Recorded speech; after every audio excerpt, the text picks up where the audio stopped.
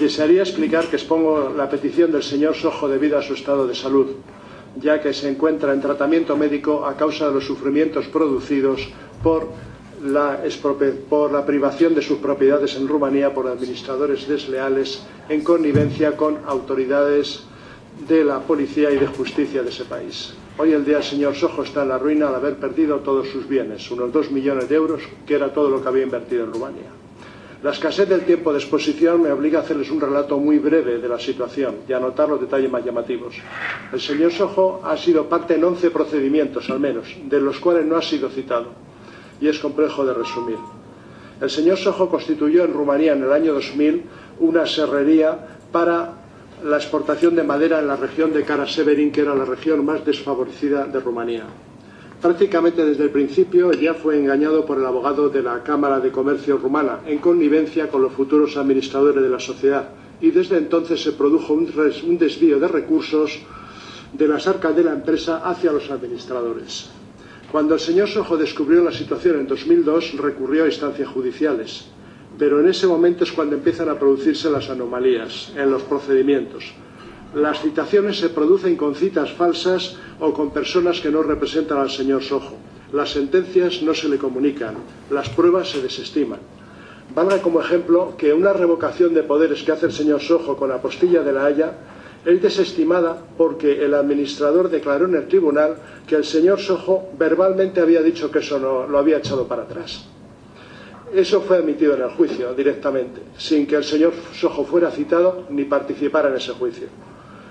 En otro caso, el director de la empresa le dijo que era imposible que ganara porque habían pagado 24.000 euros para que la sentencia le fuera adversa.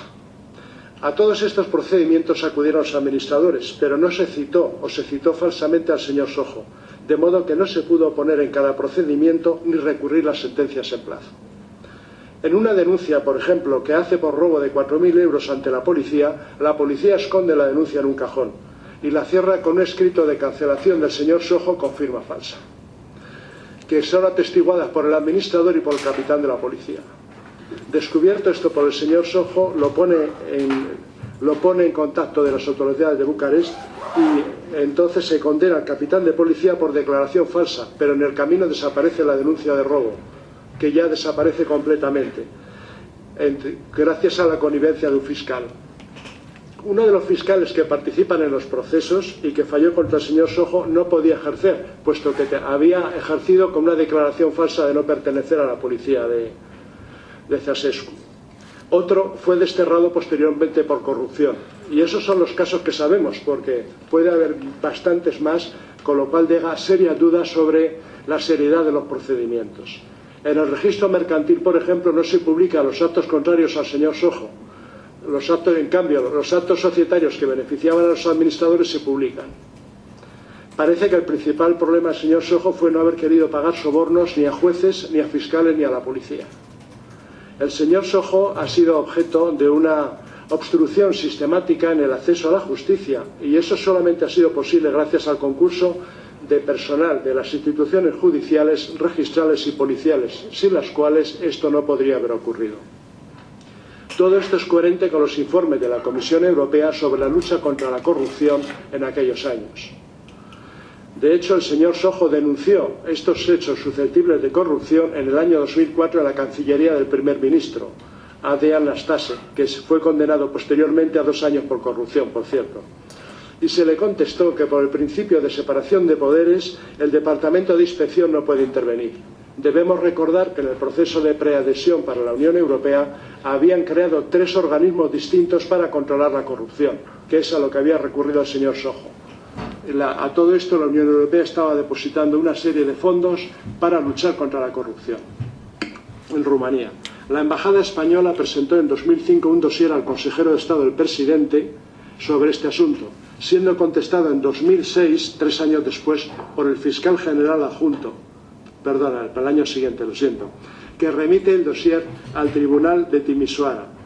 En 2009, 3 años después, le responden diciendo que hay 3 procesos abiertos y nada más.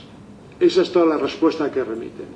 El cónsul de España se entrevista con el fiscal general, informando al señor Sojo que las autoridades rumanas no van a hacer nada.